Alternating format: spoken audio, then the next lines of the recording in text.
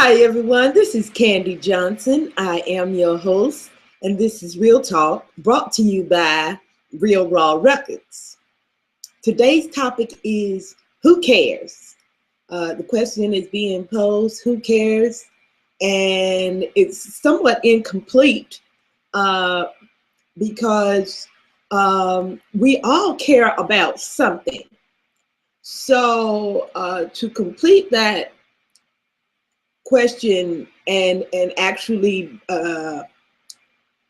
make it a point of interest specifically, we would have to say, who cares about what?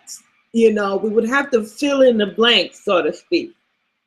So to fill in that blank, we're going to discuss concern on a particular topic, okay? So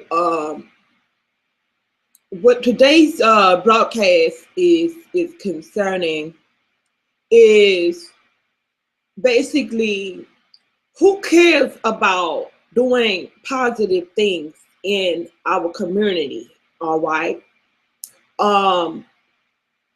It's of interest to me to know like-minded people. Okay.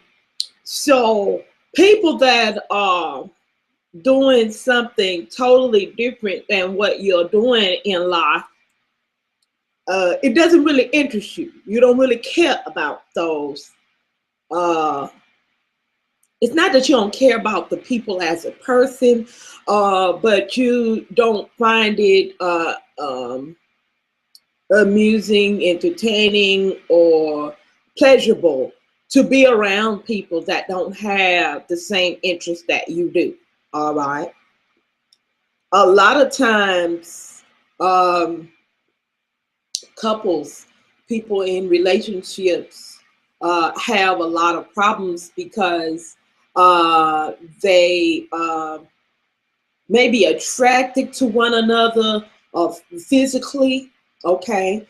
But the reason they are unable to bond is because they find out later on in the relationship that they have too many differences. They have too many things that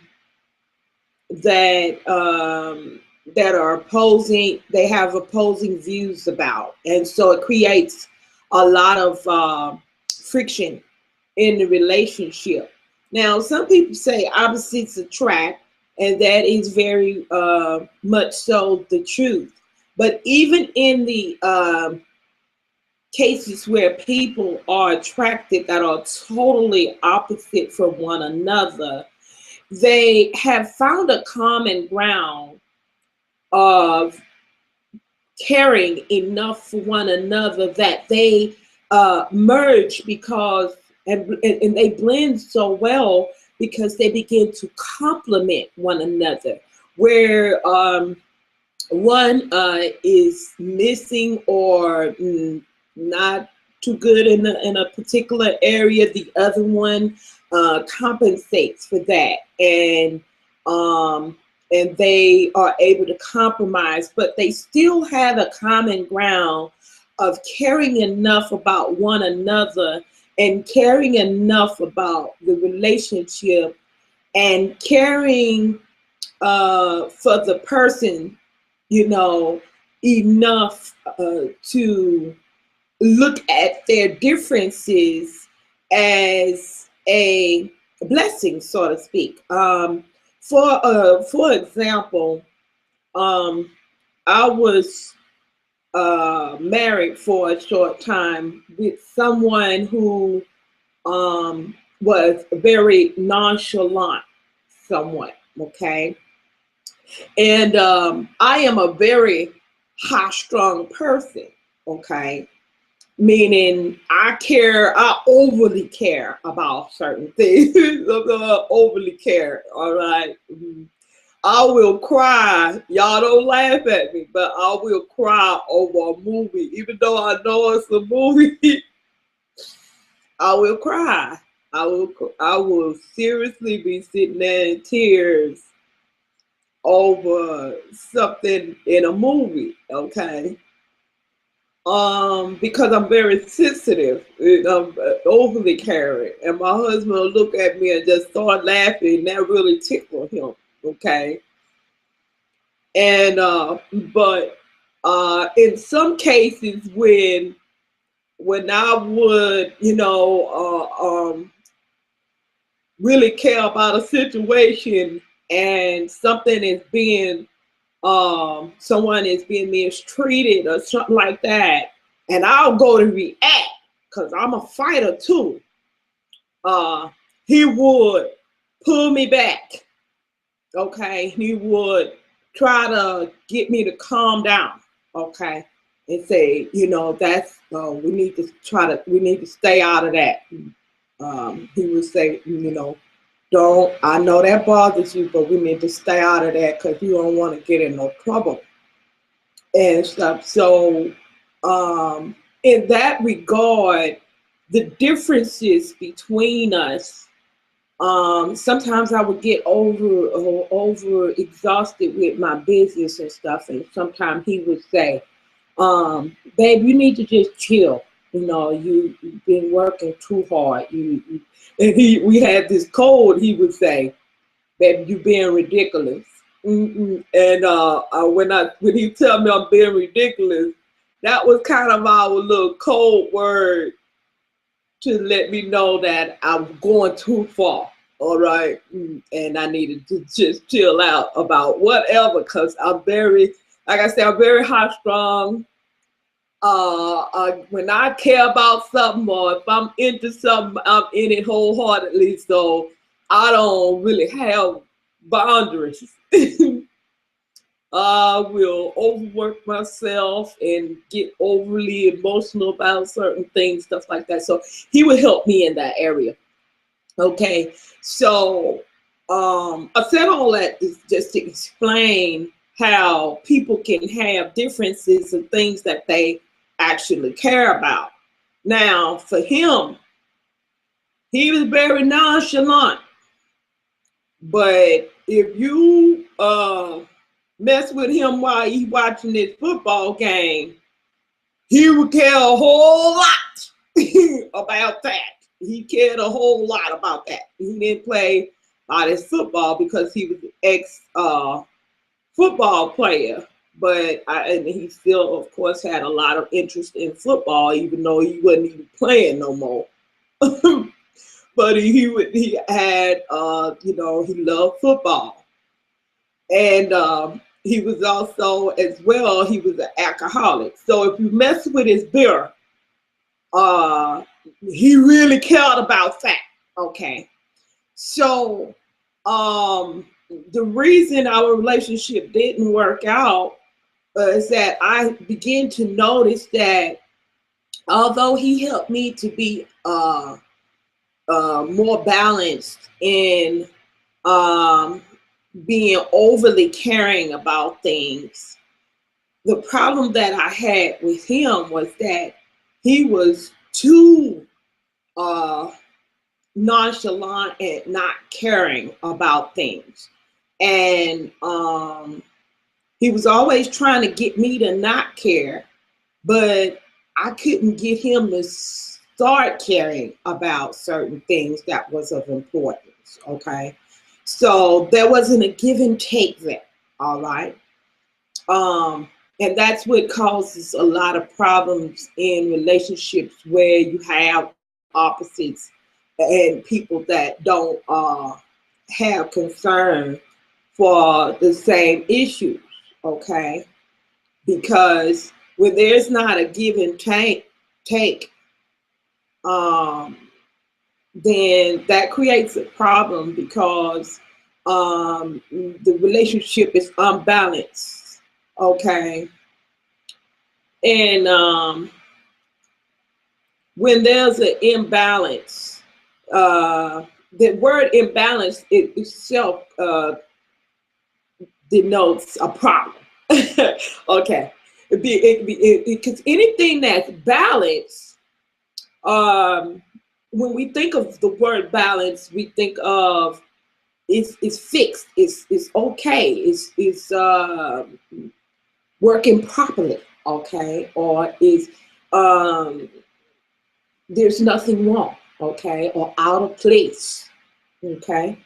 So even in justice, they use the scales, and they say the scales of justice, and because whenever there's a balance of, say, for example, there's an injustice and the judge rules justly, that means it was balanced, and you don't sentence a person to 5 years in prison for running a red light. That would be an imbalance of justice. So and vice versa, someone that has committed a very horrifying crime, a mass killing of some sort. So you don't give them probation, you know, a slap on the wrist and probation, okay? And this is the reason why a lot of people are upset about the police killing, because there's either no reprimand being given to the officers who are perpetrating these crimes, or either the punishment is not even considered a punishment, because they are either being taken off the job, but with pay, so they're being paid to do wrong, so to speak.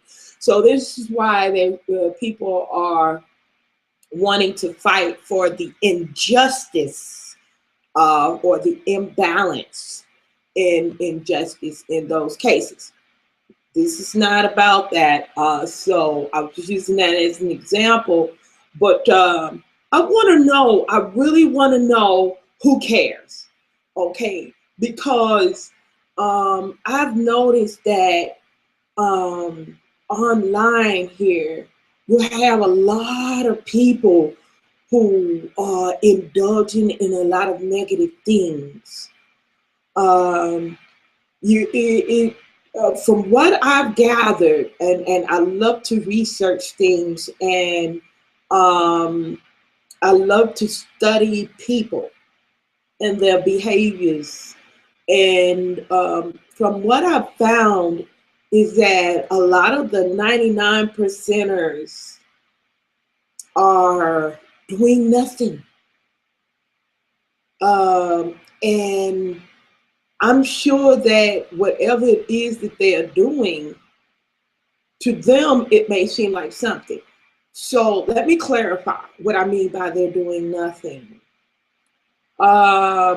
What I mean by the 99 percenters are doing nothing is they are doing nothing productive towards the changes in the things that they complain about or they disapprove of, or say, for example, they are unhappy in their financial status. A lot of the 99% is, from what I noticed, are not doing anything to remedy that. So that when I say that they're not doing anything, I don't mean that they're not doing anything at all. What I mean by they're not doing anything towards remedying, remedies to, or solutions, practical solutions to the problems that they face in life. That's what I mean by they're not doing anything. I've seen a lot of 99 percenters indulge in video games. A lot of their time is being placed in indulging in video games. And of course, that has no value, no positive outcome in that regard. Another thing that I've noticed about a lot of 99 percenters is that if they're not indulging in video games, they're indulging in something else, perhaps gambling, or perhaps just arguing back and forth online. I noticed a lot of arguing. Is election time, and everyone's in a frenzy about who the next president's going to be, and so people are arguing back and forth concerning the presidency. But has anyone ever stopped to think about how in the hell do you realistically think that who you vote for is gonna change anything when you have, even if they really actually counted the votes? For those of you, I'm just gonna indulge those that believe that they actually count the votes. All right. It's a little hard for me because I know that that's not reality, but we'll just indulge you for 1 second, okay? But even if they did actually count the votes, have you ever thought about that? Whatever you believe in or whatever you think is right, when you cast your vote in, even if they did go by votes, like it probably used to a long time ago, but nowadays, even if they did count your votes, please tell me, why haven't you thought about the fact that in order for whatever whatever you think whatever type of legislation you think needs to be passed and think need to be done concerning different issues, that even if after you vote for that person would have to keep their word, and well, and also the president the president alone cannot make decisions. This is not a dictatorship. So the president alone cannot make decisions. They have to have Congress to get in on everything. Everybody be on one accord, or the majority rule, whatever. This is the bullshit that they have presented to people to make them think that their vote counts. And it's even difficult for me to even try to ration with this because I know that votes don't count. So I'm doing the best I can to try to bring some sense to it, because it just makes no sense. It makes no sense. Even if you vote a person in, you got to understand the rest of the world has to agree with you, or at least by majority. So if you could magically get the majority of the world, I mean not the world, the U.S. to agree with you, or whatever country you're in, if you can get the rest of the people as a whole, or a majority to agree with you, even to just vote someone in office, you still have the next step of each legislation or laws being passed or introduced. There you still have to start that process all over again of getting people to agree. All right. Yeah. So for each individual issue that's brought up, people will have to agree. And from what I have seen in the past week, do people even watch or pay attention to history? Over the course of time in history, no matter what you wanted, You have seen uh, government offices pass laws and legislate things that you don't agree with. All right. The reason they do this is because they know that a lot of people aren't realistically considering a lot of things. All right. When people say we ought to, this is a good example, they ought to just cut off welfare. We need to stop paying for welfare. All right. All right. Now, I understand why you saying that this is an answer to everything. It's mainly because you don't know shit.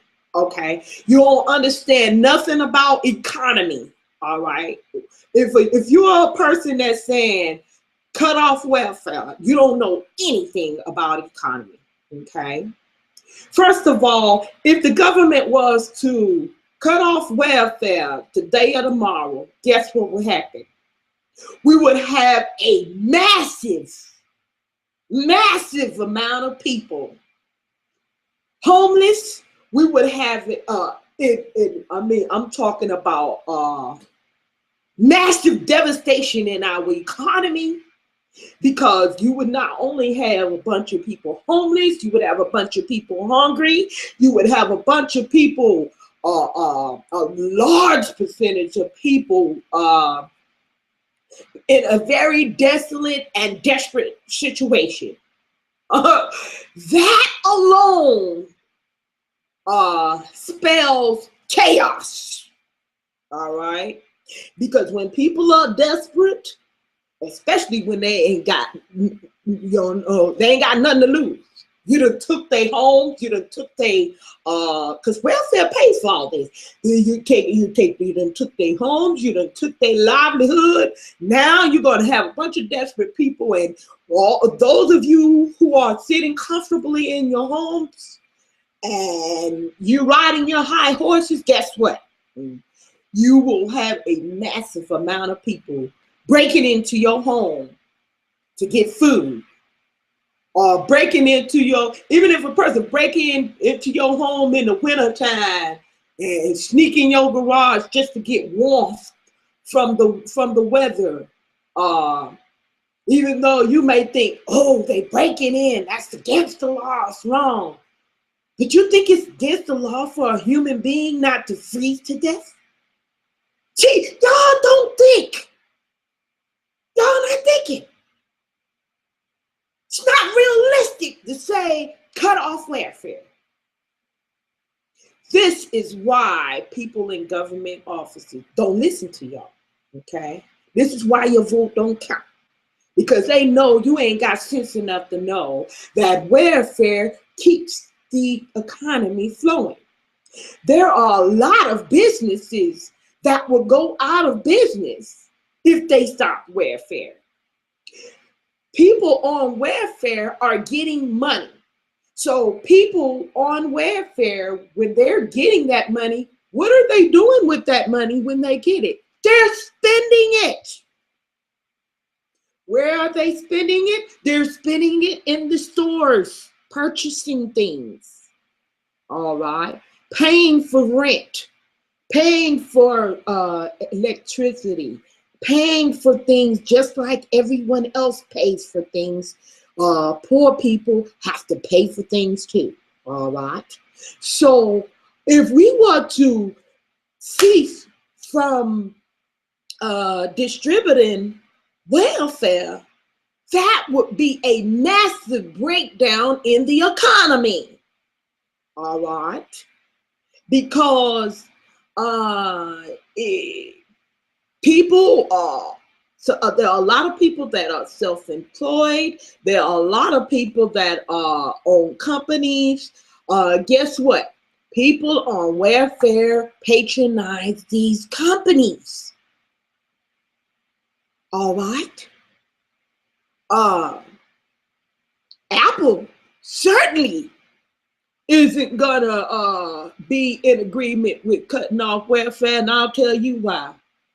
Now, it's horrible as it is to say this, and it's just ridiculously Um, it's just a ridiculous truth, but it's the truth. And then y'all know I keep it real. I have seen a lot of poor people with iPhones.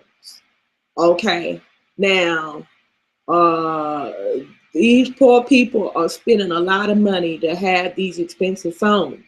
But the truth of the matter is, if that's what they saving their money or gathering up their money to buy, the point I'm trying to make is that yes, it's horrible indeed that they are spending money that they should be paying their light bill with or paying for their rent with, and they're bad managers of money. But the truth of the matter is, Apple wouldn't agree with you with cutting off welfare because they already know that the poor people are scraping to buy iPhones. They know where their money coming from. All right. People that have money like me, babe, I don't have no iPhone. I got a old ass Nokia phone. It works. I have all the technology I need on this sucker. So I don't care about having the latest, newest, or whatever. But people that are poor, they are already, their self-esteem is very low. Okay. Their value, they get a lot of their value from the things that they purchase. Okay. So it makes them feel good that when they're around other people with income, with substantial incomes, to whip out their iPhones, it makes them feel good. Now, I'm not saying that that's right. I'm just saying that's just the way it is. Somebody was saying the other day that parents should teach their kids this, and they should do this, and they should do that. And I hate to birth people bubble. Let me stop lying. I love to birth people bubbles. But I hate to burst your bubble, hon, but there's a big difference between what should be and what is. And if you want to be realistic, we can't deal with what should be and how it should be. We should love one another. We should be caring enough for our neighbors. We should share. We should do the right thing by one another. We should take care of our planet. We should do a lot of damn things. But that's not realistic. The reality of the situation is this, that we don't. Okay, that's the reality. Okay, the way things should be, okay, I can accept and I can agree with a lot of things when people say things should be this way. But can you agree with me that things aren't? The reality, we need to deal with things, with the situation the way it is, all right? Not the way it should be. The only way we can get things to the point where it's to the place that it should be is we're going to have to first deal with things the way they are. The reality of things the way they are. All right. And how are we going to deal with the reality of the things the way they are is we're going to have to first care. All right. Anytime you want to get a solution to a problem, you have to first start off by caring about the problem. And from what I've noticed, there are a lot of people that mediocrely care about things. They care enough to complain about it. But from what I've seen here online is that I haven't seen a lot of people that care enough to do something. All right. I'm still waiting on Anonymous. I'm still waiting. I'm still waiting on y'all, baby, to see what y'all gonna do. All right, because I see a lot of videos and stuff like that, but I ain't see y'all did shit. Okay, I'm just keep it real. All right. We gonna get off of them profane. They doing the best they can, profane. But see, the thing about making legendary movements is first of all, if you're doing something that is right and it's good and it's productive, you shouldn't have to hide. These masks, wearing these masks says a lot, okay? People wear masks that want to hide something, okay? And so these masks, wearing these masks, it kind of brings a reproach on the purpose. Another thing that I myself am a little leery about is the fact that, one, that they're wearing the anonymous, they're wearing the mask. That says that people are being very either cowardice or perhaps hiding something that they're doing wrong, or they feel in some type of way that it's wrong. And another thing, when I looked at their motto, we do not forgive, we do not forget.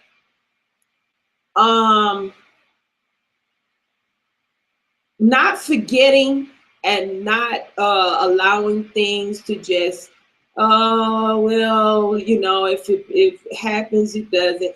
That, you know, not forgetting, that's a good thing. I could kind of see that as a good thing. But we will not forgive, that to me says that there's some anger, and that there is an element of evil there. And when I say evil, I mean there's something not good about that. All right. Because in order to bring about lasting, legendary type of change, that lasting legacy, there has to be an element of love. All right. It has to be an element of dealing with the situation realistically. Okay. And realistically, if you do something that's wrong, you're going to want somebody to forgive you. See, when you're making legendary movements, you understand and know that you have, as a leader, you have to give and dish out that you want to receive back in. All right. It's called sowing and reaping. So if you're sowing or dishing out unforgiveness, guess what? That's what you're going to get back, baby. That's what you're going to get back. All right. And that's real shit. So we're going to get off of anonymous. Matter of fact, we're going to have a whole another segment, broadcast concerning anonymous, because I have yet to see anything positive that they are doing. Matter of fact, they made one video, and in the video they're claiming to, it was kind of a response to my petition to them of what they're going to do positive. And in that video, see, this is what I mean by how it has that, still has that lining of evil in it. Because at the end, they said, never stop. At the end of the video, they had all this, you know, skateboarding and people running around and doing, and do what you, they were trying to encourage people, just do what you always wanted to do and what you dream. And it was like, you know, purposeless stuff, you know. And I'm saying to myself, how is this a response to me saying, when are y'all gonna do something positive? See, they didn't even understand that. That's not being positive because you dared and risk your life jumping down a mountain or whatever the hell was in that video, which is so ridiculous. Then at the end of it, they said, never stop being foolish. I said, now, I know y'all was trying y'all best to, create a video about doing something positive. I said, but at the end, it said, never stop being foolish. The word foolish implies that you are doing something that don't make sense, that has no value, that's wrong. So to tell people, so-called encouraging them to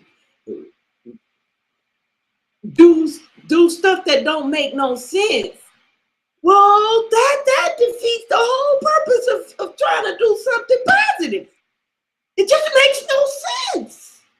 It just don't make no sense, baby.